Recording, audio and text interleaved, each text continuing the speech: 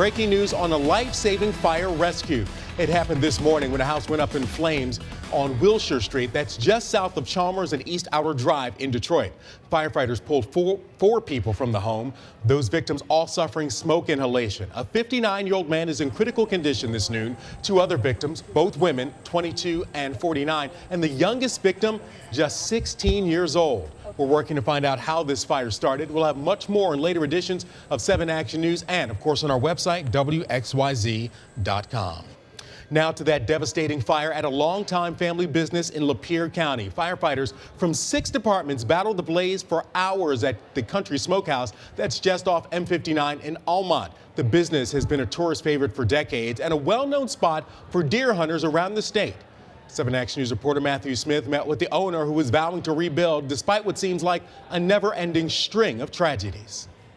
And you know, it's wild. The owners are more concerned about the 87 employees than they are about themselves. From the road, you can hardly tell all the damage there because they were actually getting ready to add on to this growing business, 30 years in the making. But you get up close and you see they've had to block off the retail. They're already boarding everything up. Behind this, a smokehouse that is a total loss. But again, the owner, after bad news for the past couple of weeks, he's still worried about everyone else. Yeah, I feel bad for him. I want to figure out what we're going to do for him. Hopefully my insurance will take care of it. They're all local people that grew up with me here. Steve Francis worrying about his workers, the same workers worrying about him.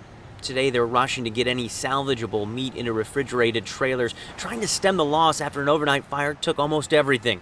Employees holding on to one another, all wondering what's next. We're hoping we can find a place for them and tell them I have another location.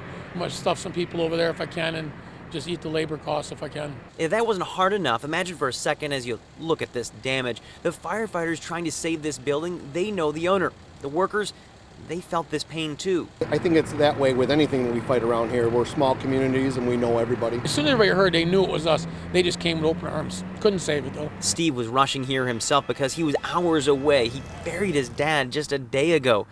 Donald Francis passed away 1 week ago. The same day Steve, the guy working his phone to see what he can do for his employees, well, Steve had a heart attack. Everyone here well aware that his heart must have broke a little bit more seeing the business he built from the ground up take a hit like this. I don't know if Satan's testing me, but boy, he's putting me to the limits.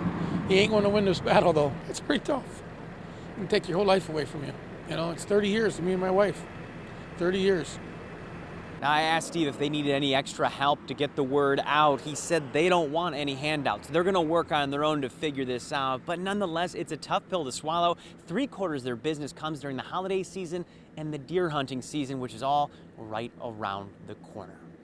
For 7 Action News in Almont, I'm Matthew Smith.